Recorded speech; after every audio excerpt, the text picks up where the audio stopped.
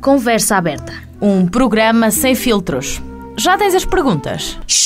Já estamos no ar. Muito boa noite, sejam bem-vindos. Este é mais um Conversa Aberta. Hoje temos connosco o diretor do Agrupamento de Escolas de Macedo de Cavaleiros, Paulo Dias, embora esteja connosco via Skype, pelos motivos que todos conhecemos e porque também privilegiamos contactos mais à distância. E está connosco precisamente para falar deste regime de aulas à distância que ontem fez precisamente um mês que voltou depois do primeiro confinamento geral em março do ano passado. E sem mais demoras, passamos a palavra ao diretor do Agrupamento de Escolas, Paulo Dias, a quem eu passo já a cumprimentar. Muito boa noite. Boa noite, obrigado pelo vosso convite e pela oportunidade de poder estar convosco e ajudar a prestar esclarecimentos e ajudar a comunidade a estar informada. Dizia eu no início desta nossa conversa que fez ontem precisamente um mês que regressamos a este regime de aulas à distância e por isso mesmo gostaria de lhe perguntar se neste momento já podemos fazer um balanço deste mês, como é que tem corrido, portanto, este regresso ao ensino à distância? Olha, um balanço com base em dados concretos, hoje ainda não. Nós estamos efetivamente a fazer uma primeira avaliação deste mês e de como decorreu. De qualquer modo, pelos contactos que tenho e pela experiência do ano passado, eu creio que o ensino à distância decorreu com alguma normalidade já. As situações de ausência de capacidade de comunicação com os alunos são muito menos.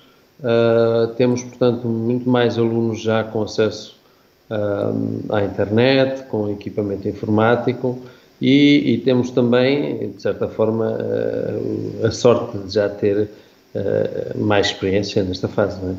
Pois era precisamente por aí que eu ia seguir agora com a nossa conversa. Sei que desta vez já tiveram acesso a mais computadores e dispositivos para que os alunos pudessem então assistir às aulas à distância, mas neste momento ainda há alunos que carecem desses equipamentos ou até mesmo de acesso à internet?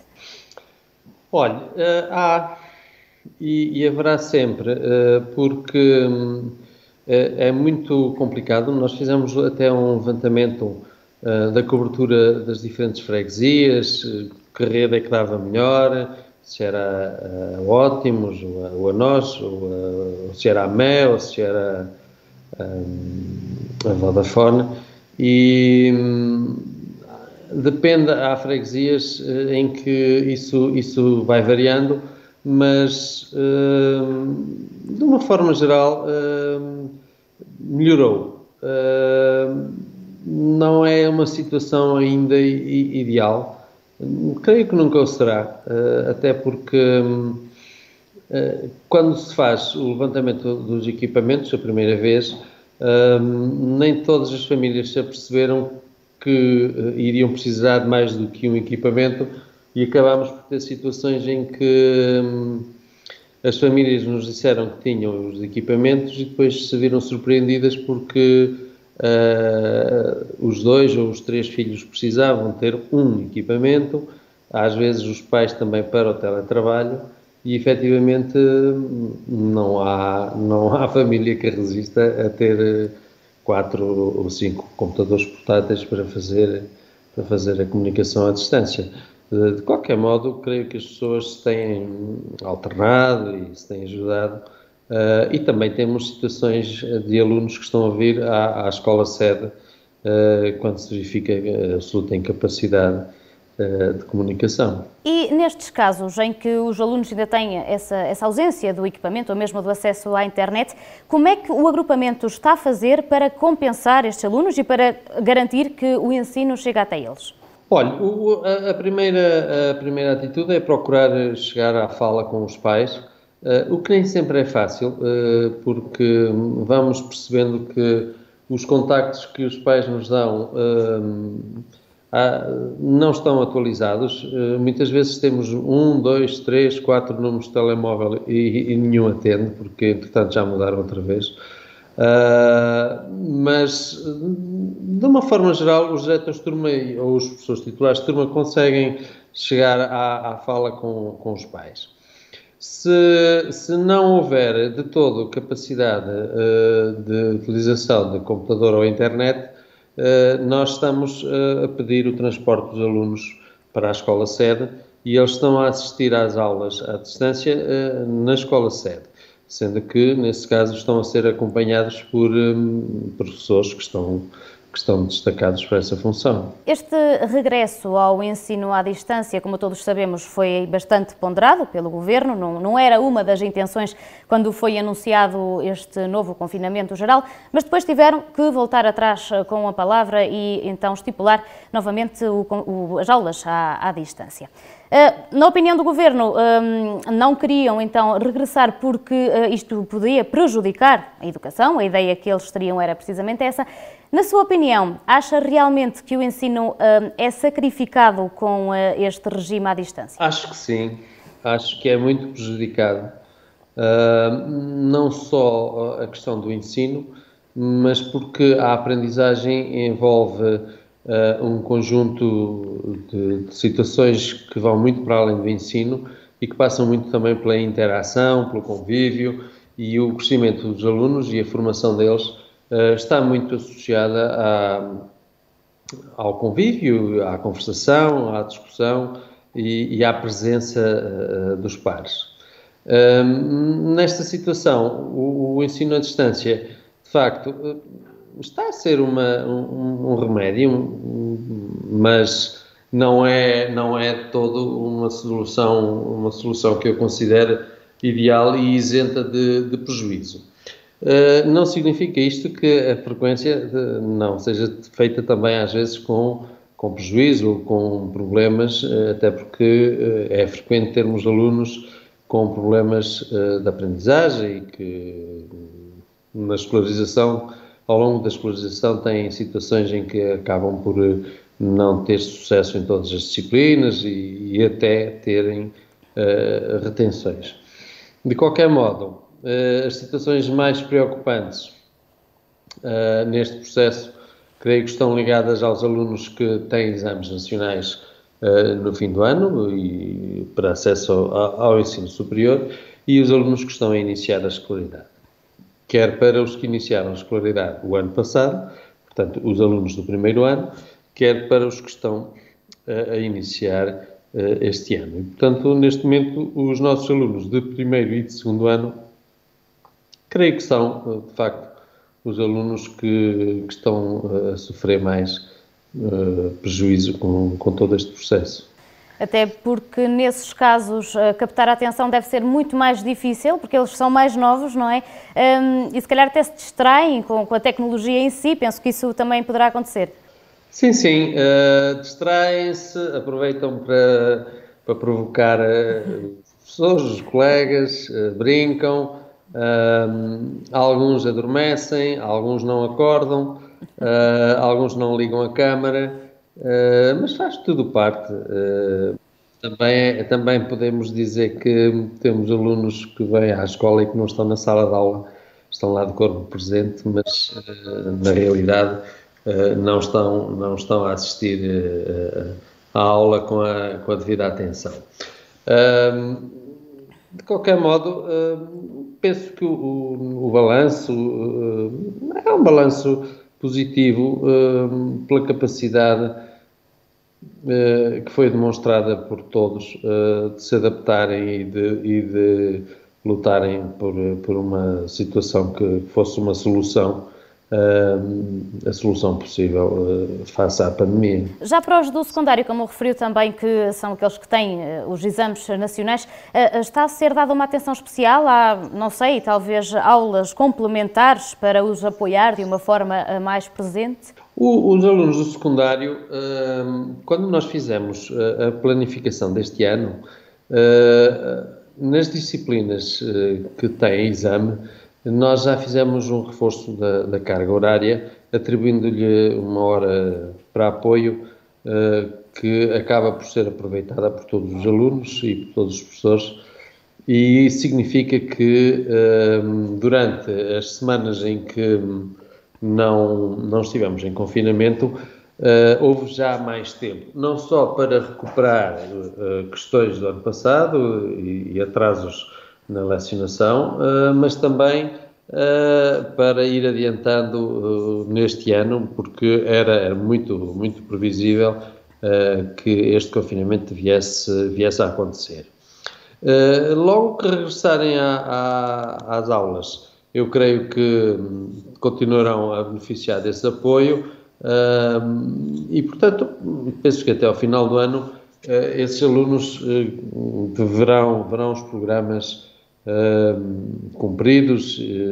Também já criámos uma exceção, precisamente na semana passada, em que dei indicações para que os professores das disciplinas do ensino secundário que não estivessem a conseguir cumprir as planificações, que pudessem lecionar mais aulas síncronas e, portanto, contrariando o princípio que nós seguimos, que foi entre 30% a 50%, preferencialmente 30% da carga horária semanal em sessão síncrona, e queremos que os professores, adotando, em função da necessidade que sentirem, adotando um maior número de tempos síncronos, irão conseguir fazer o trabalho sem grande prejuízo para os alunos. Estes dias em que os alunos estiveram parados antes do regresso às aulas à distância, como todos sabemos, vão ser compensados nas pausas letivas, nas férias, mas pergunto-lhe como é que vai ser feita a avaliação deste segundo período e quando é que será realmente o término, uma vez que esta paragem da Páscoa também fica um pouco diferente daquilo que é habitual? Sim, olha, como vai ser a avaliação? A avaliação, o que nós vamos fazer em termos de avaliação já está definido desde o primeiro período. Nós fizemos logo o plano de ensino à distância e portanto, não há nada que não esteja planificado em termos de avaliação. Inclusivamente, o Conselho Pedagógico já reuniu a semana passada e já discutiu precisamente essa questão. Estivemos a fazer uma calendarização que permitisse também aos professores beneficiar um pouco da pausa, que vai ser, creio que 29, 30 e 31 de março. Estou aqui a ver no meu telemóvel e portanto, depois é uma semana, apanha a Sexta-feira Santa e depois, a seguir à Páscoa, começa o terceiro período. Este é um processo muito pesado para os professores e creio que também para os alunos. Não fica aqui muito tempo para os professores fazerem um trabalho de avaliação dos alunos e fazerem uma pausa que lhes permita descansar um pouco, porque este processo de ensino à distância é bastante esgotante. Mas temos que cumprir em função do que a administração decide e, portanto, estamos aqui a cumprir. E neste momento, como muito já se fala, embora ainda sem certezas, António Costa está a preparar o plano de desconfinamento de forma gradual e claro que o ensino está na mira desse plano, é uma das prioridades. Na sua opinião, como é que se poderia fazer este desconfinamento, este regresso às aulas presenciais de forma segura, evitando que haja eventuais contágios? Não sei, talvez um regime misto, como já falamos em outras entrevistas, que poderia ser uma solução até mesmo no passado. Eu não sei se ponderaram isso neste momento. O regime misto, qualquer uma das situações que nós planificamos, seja a presencial, seja a mista, seja à distância, carece de autorização superior para ser implementado. Ou seja, nós temos o plano, sabemos como vamos fazer em cada uma das situações, mas quem nos vai autorizar ou não será a Direção-Geral dos Estabelecimentos Escolares. O que é que eu acho? Olha, eu acho que o perigo é exatamente o mesmo que foi no início do ano. Nós temos a escola preparada, temos equipamentos de desinfecção, temos procedimentos em que a escola é desinfetada a cada passo, portanto, pelo menos 4 vezes por dia é limpa e desinfetada, a seguir a cada intervalo, na hora do almoço, a seguir ao intervalo da tarde, no final do dia, quartos de banho, corredores, puxadores, os corrimões, portanto, todos esses procedimentos estão definidos e estamos perfeitamente prontos para os desencadear, sendo que tenho que deixar aqui uma palavra de apreço especial também ao pessoal não docente, que não se tem negado e que tem feito um trabalho absolutamente fantástico de acompanhamento dessas situações de limpeza e de higienização. Pois eu creio que iremos começar pelo pré-escolar, mas a questão não se prende com as escolas. As escolas não são lugares de contaminação. Aliás, não é na escola que se vai fazer o contágio. Claro que pelo convívio o risco é muito maior, mas a questão é que para se colocarem os alunos na escola são 2 ou 3 milhões de pessoas a circular diariamente e isso sim, isso constitui um risco. Creio que o melhor seria não fazer o retorno à escola durante este período, até porque faltam 2 semanas e não vejo qual seria a mais-valia de ter aulas nas 2 últimas semanas ou na última semana. Percebo que o Governo queira ensaiar essa questão, mas há um conjunto de situações que também têm vindo a ser noticiadas e que importa percebermos como é que vão funcionar, desde logo as testagens massivas que querem fazer ao pessoal docente, ao pessoal não docente, quem é que as vai fazer, como é que se vão fazer, se forem as escolas a fazê-las tem que se adquirir os testes, tem que se dar formação a quem vai aplicar os testes, temos que perceber se há testes em número suficiente para podermos aplicar e, portanto, são sempre operações com uma logística muito complicada e que podemos ver, por exemplo, o que aconteceu com os computadores portáteis. O Sr. Primeiro-Ministro disse que em setembro todos os alunos iam ter os computadores portáteis à disposição, mas depois, quando chega a hora de adquirir os milhares de computadores, é preciso que haja fornecedores disponíveis, equipamentos disponíveis, transportes disponíveis e depois toda uma logística para a distribuição. E isso geralmente tem levado mais tempo do que aquele que os nossos governantes têm apontado. E, portanto, temos que esperar com calma, fazer devagar e bem e esperar que corra tudo bem. Aproveitando essa deixa que nos disse da testagem, ainda no domingo o Governo aprovou uma verba de 19,8 milhões de euros para a aquisição de testes rápidos para as escolas e também para o setor social e solidário de apoio à infância. Sei que antes de regressarmos a este ensino à distância e antes desta paragem de há uns dias atrás, já havia alguns testes que estavam previstos para acontecer, um pouco por todo o país e aí no agrupamento de escolas de Macedo Cavaleiros até já havia data marcada. Na sua opinião, agora esta verba que foi anunciada e também estes testes que estão a ser, portanto, preparados para a comunidade escolar, qual é a sua opinião sobre esta testagem e pergunto-lhe se acha que era uma medida que deveria ter chegado mais cedo? Olhe, idealmente o que devia ter chegado mais cedo era a vacinação. E creio que os profissionais da educação, principalmente os professores que lecionam, deviam beneficiar da vacina. A questão da testagem, depois efetivamente estava marcada, estava tudo preparado, entretanto veio o confinamento, Não aconteceu aquela testagem, não obstante, tem havido semanalmente testagem feita pela Cruz Vermelha na escola sede a todas as pessoas que estão na escola sede.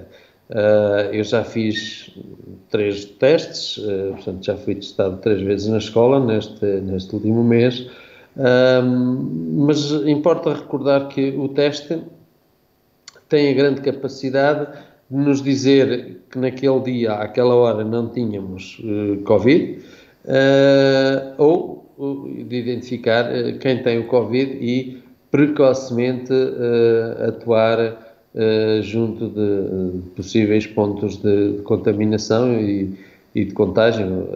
E, portanto, eu penso que poderá ser útil se forem realmente fiáveis, porque as notícias nem sempre nos deixam muito descansados relativamente à fiabilidade desses testes, não é? Portanto, talvez fosse ideal que esses testes fossem feitos regularmente. Pois, eu penso que o ideal seria que a escola pudesse testar semanalmente os professores e os alunos. São testes rápidos, demoram 10 ou 15 minutos a dar resultados, mas temos que pensar que, ao todo, são quase 2.000 testes semanais, que não são bem 2.000, mas muito próximo, e que têm que ser feitos, e, portanto, não sei se é essa a lógica que vai ser seguida. Claro que, havendo testagem e identificação semanal dos casos existentes, as pessoas andam mais descansadas, não é? Porque têm muito mais uma noção do estado da pandemia, pelo menos ao nível da escola. Recentemente, também a Ministra da Saúde, Marta Temido, anunciou que pondera a hipótese de os professores e também o pessoal não docente poderem integrar os grupos considerados prioritários neste processo de vacinação contra a Covid-19. Parece-lhe isto fundamental para garantir a segurança neste regresso presencial às aulas? Absolutamente.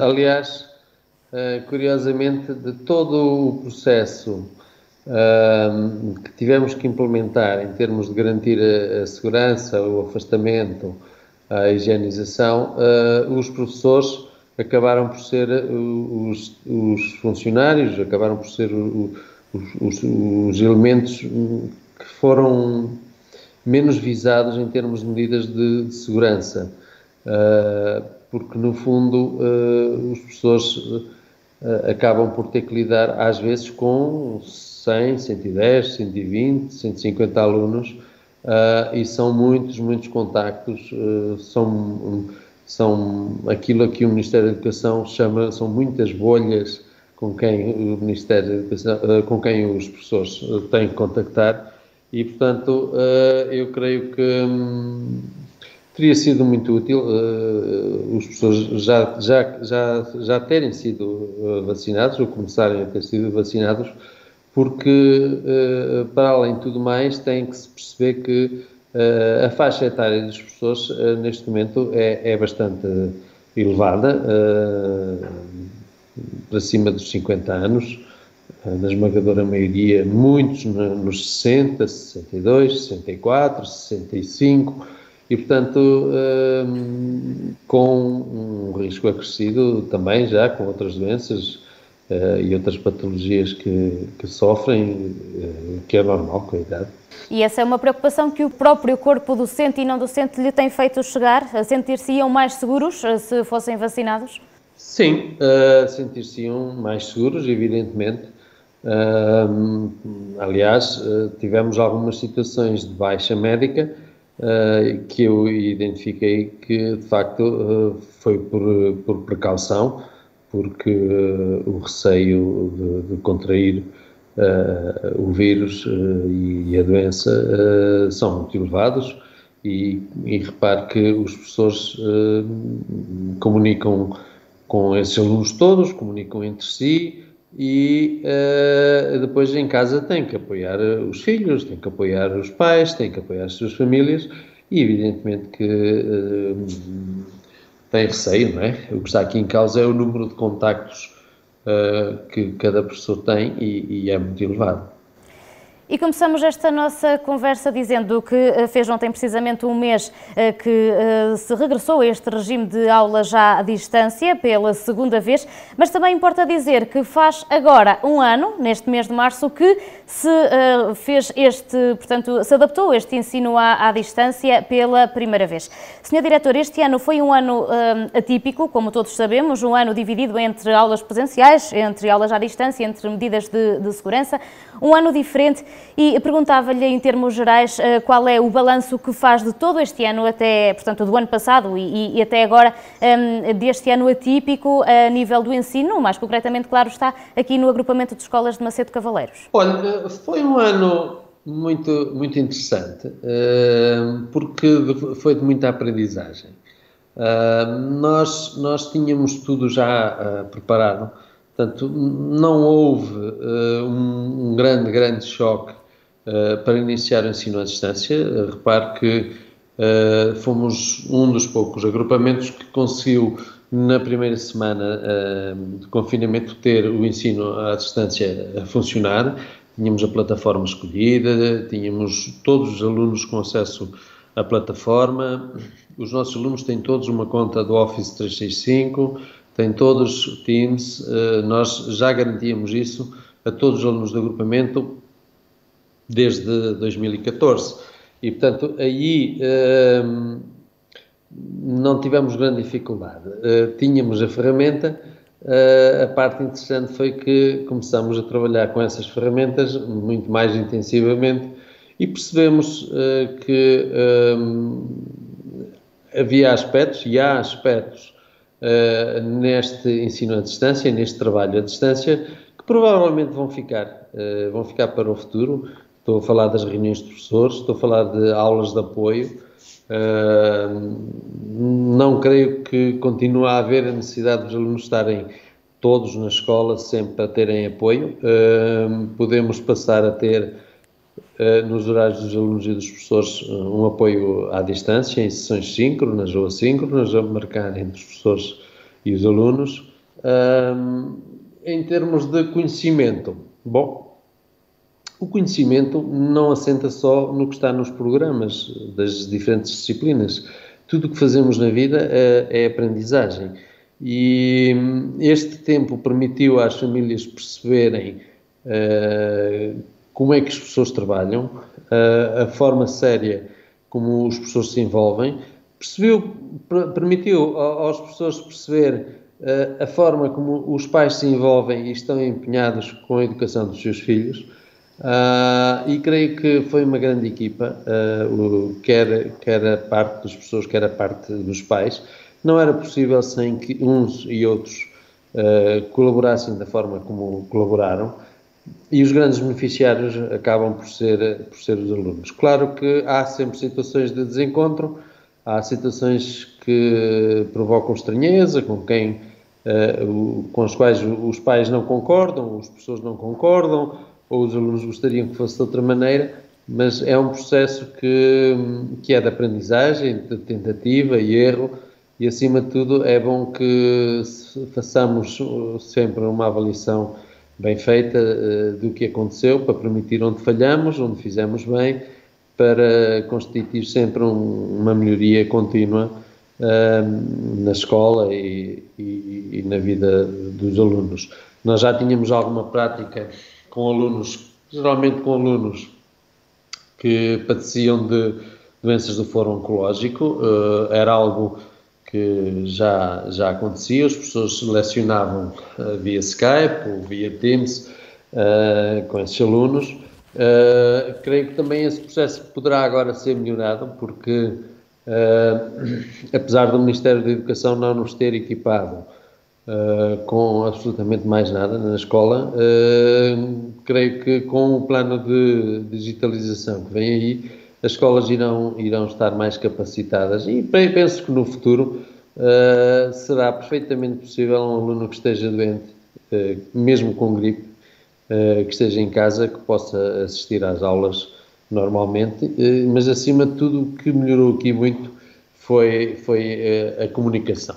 A comunicação entre os pais e os professores penso que foi muito melhorada e noto que hoje não é só o diretor de turma que interage com os pais, interagem todos os professores e, curiosamente, até os irmãos dos alunos às vezes assistem às aulas dos mais velhos.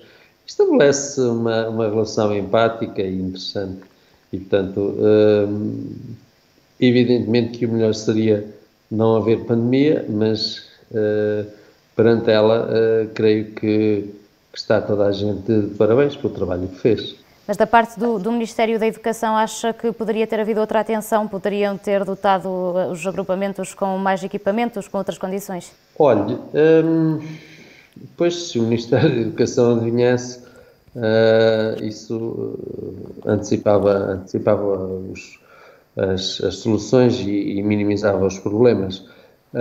Mesmo assim, eu creio que somos um país pobre. Houve uma grande aposta na educação, na digitalização das escolas, quando foi da governação do engenheiro Sócrates, com a implementação do PTE, com a colocação de computadores, redes Wi-Fi, e isso foi o que permitiu, de facto, que a escola estivesse mais capacitada para enfrentar esta situação. Depois, há questões que o Ministério não tem pensado. Do meu ponto de vista, esta era uma oportunidade única para o Ministério comprar equipamentos, acabar com os manuais escolares de uma vez por todas e torná-los digitais. Creio que os equipamentos que foram adquiridos não são de grande qualidade. Penso que se poderia melhorar um pouco na qualidade desses equipamentos e depois penso que, de uma vez por todas, o Ministério tem que assumir também que os professores também deveriam ter a oportunidade de receber esses equipamentos para trabalhar, porque acabam por ser equipamentos caros e os professores têm que ter os seus equipamentos ao serviço do Ministério da Educação, o que, pronto, revela uma boa vontade, um profissionalismo, ainda que a lei do trabalho preveja claramente que o empregador deve colocar os equipamentos para que a pessoa possa fazer teletrabalho. Aliás, é o que acontece em algumas situações, de algumas câmaras municipais, de algumas empresas que têm as pessoas a trabalhar em casa e colocaram lá os equipamentos e a internet, e nada disso aconteceu na escola, não é? O ideal, em termos de todo este processo, seria termos uma internet universal, como temos uma televisão.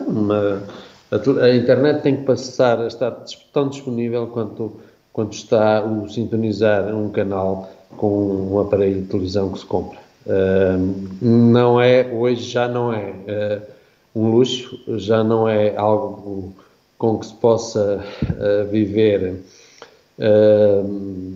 à parte. Portanto, tem que haver internet em casa das pessoas, e internet com qualidade, porque a sociedade, o mundo do trabalho, tudo hoje está vocacionado para a comunicação, e esta comunicação é absolutamente fundamental para não perdermos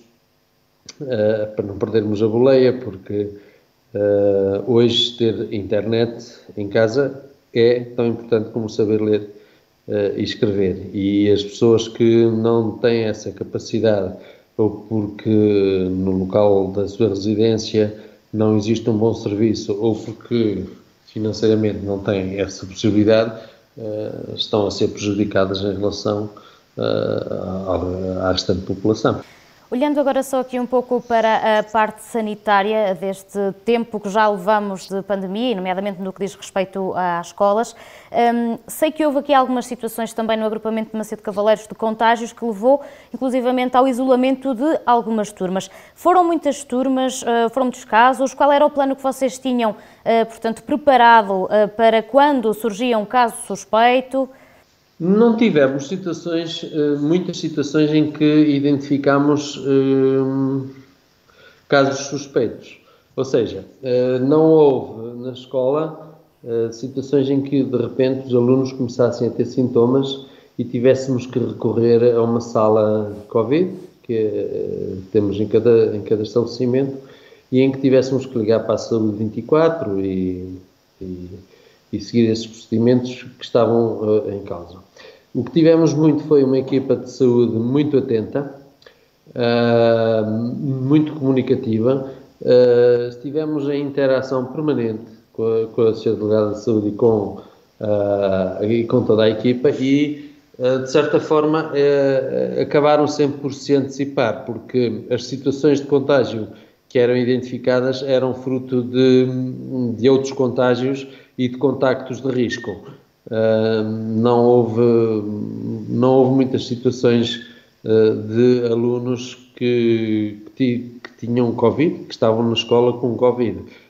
Houve muitas situações foi de alunos que tiveram Covid porque contagiaram-se noutros espaços, no futebol, noutras atividades que eles realizavam, e depois a saúde, percebendo desses contactos, claro que mapeava os colegas, portanto os alunos de risco connosco, tentávamos perceber com quem é que os alunos contagiados conviviam e com quem é que estavam sentados, geralmente, e houve situações em que tivemos que fazer o envio de grupos de alunos para casa, ou de os manter em casa, e houve situações em que ficaram as turmas por completo. Mas essa não era uma decisão do agrupamento, essa é uma decisão sempre dos responsáveis da saúde. E creio que nesse aspecto tivemos muita sorte, porque a saúde tem estado sempre muito atenta. Falávamos às 9, 10, 11, meia-noite, mapeávamos as situações, partilhávamos listas e, portanto, penso que não foi uma situação muito preocupante. Houve contágios, é verdade, mas também conseguimos que, perante as situações de contágio, ativámos logo o ensino à distância, que também tinha que ter autorização da DGEST, mesmo com ordem da Sra. Delegada de Saúde. Quando os alunos estavam em casa, tinham aulas à distância com a autorização da Direção-Geral dos Estabelecimentos Escolares. Sem isso, nós não podíamos avançar. E é por aqui que creio que fica caracterizada a situação. Honestamente, digo-lhe que em setembro estava muito mais preocupado do que estou hoje.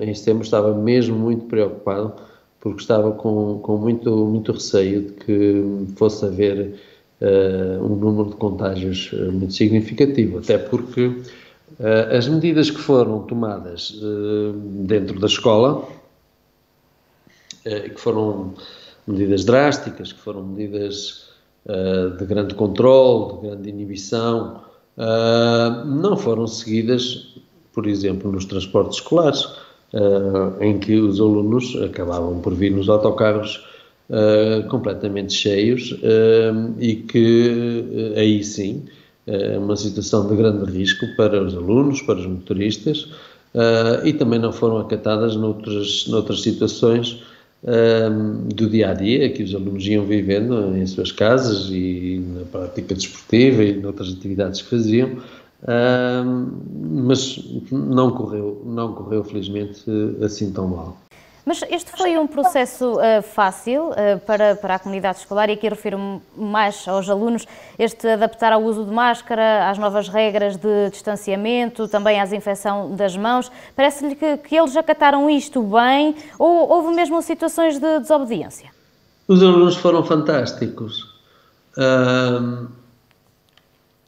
Foi uma absoluta surpresa, porque quer as famílias, quer a escola conversaram com eles, explicaram as situações e eles cumpriram. Claro que há sempre uma exceção ou outra, até por infantilidade, insegurança, de alunos que tentaram não respeitar, mas foram sempre orientados no sentido de o fazer de uma forma pedagógica, educativa, construtiva, e eu vivi esses 3 ou 4 meses de aulas absolutamente encantado com os nossos alunos, porque eles tiveram uma atitude muito adulta, muito cuidadosa, muito cumpridora e, de facto, foram fantásticos. Mas houve necessidade de contratar mais pessoal não docente para a aplicação destas regras de segurança? Nós não temos autonomia para contratar. Aliás, nós temos, de acordo com os rácios do Ministério da Educação, que são feitos com régua e esquadro, temos funcionários até a mais, o que não é verdade. Valeu-nos a autarquia, que colocou muitos funcionários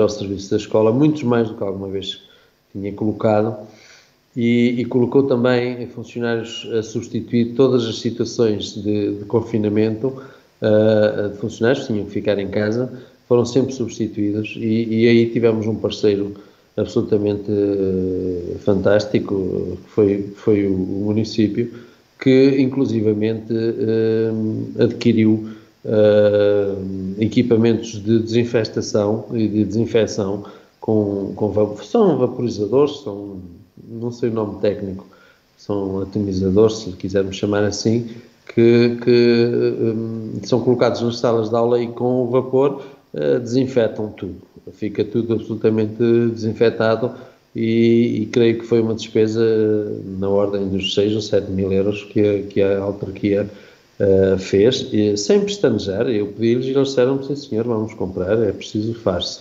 E portanto, nesse sentido, também tivemos essa felicidade de ter uma autarquia completamente disponível para nos apoiar. E agora sim, mesmo na reta final deste nosso programa, gostaria que deixasse ficar umas palavras tanto para professores, funcionários e alunos do agrupamento, nesta situação que, nesta altura, aliás, que ainda é um pouco de incerteza, mas que todos estão na esperança de que dias melhores vêm pela frente. Pois, dias melhores virão com toda a certeza. O que posso dizer aos nossos professores, aos nossos alunos, é que me sinto absolutamente honrado por ter esta equipa, por poder trabalhar com esta equipa, por poder gerir pessoas com um tão elevado nível de profissionalismo, de preocupação, que ultrapassou todas as expectativas, creio que mesmo as dos próprios professores, e portanto sinto-me muito honrado por isso, e tenho muita esperança de que até ao final deste processo tudo continue a correr bem e os nossos alunos continuem a ter bons resultados e a fazer uma escola com alegria, e uma escola com muitos momentos de felicidade e sobretudo de aprendizagem. Que é o melhor que posso dizer. E é isso mesmo que esperamos, esperança para os próximos dias. Sr. Diretor, muito obrigada por ter aceito o nosso convite para esta conversa muito esclarecedora deste assunto que está tão na ordem do dia e que é tão pertinente nos dias de hoje. Muito obrigada. Muito obrigado, boa noite. Quanto a si que nos acompanhou também, o nosso muito obrigada, e já sabe, estamos de regresso na próxima terça-feira.